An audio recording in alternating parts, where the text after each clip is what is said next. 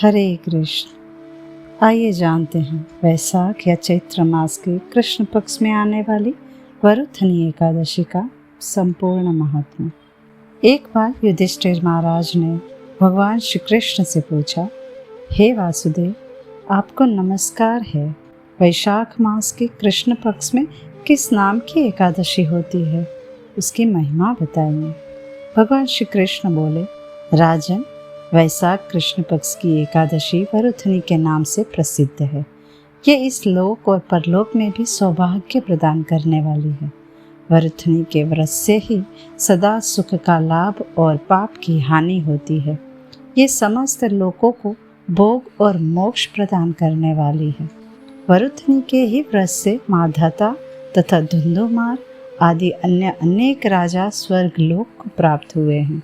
जो 10,000 वर्षों तक तपस्या करता है, उसके समान ही फल वरुथनी के व्रत से भी मनुष्य प्राप्त कर लेता है। निपश्रेष्ठ, घोड़े के दान से हाथी का दान श्रेष्ठ है। भूमि दान उससे भी बड़ा है। भूमि दान से भी अधिक महत्व तिल दान का है। तिल दान से बढ़कर स्वर्ण दान और स्वर्ण दान से बढ़कर अन्न दान है, क्योंकि देवता, पितर तथा मनुष्य को अन्न से ही तृप्ति होती है। विद्वान पुरुषों ने कन्यादान को भी अन्नदान के ही समान बताया है। कन्यादान के तुल्य ही धेनु का दान है।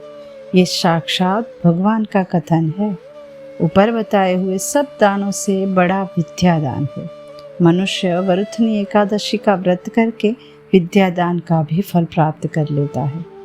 जो लोग पाप से मोहित होकर कन्या के धन से जीविका चलाते हैं, वे पुण्य का क्षय होने पर यातनामय नरक में जाते हैं।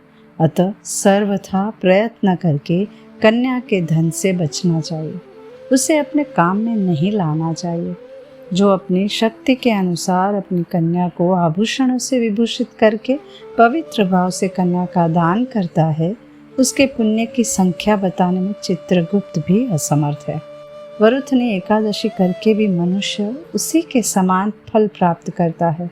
राजन, रात को जागरण करके जो भगवान मधुसूदन का पूजन करते हैं, वे सब पापों से मुक्त हो परम गति को प्राप्त होते हैं। अतः पाप भीरु मनुष्य को पूर्ण प्रयत्न करके इस एकादशी का व्रत करना चाहिए।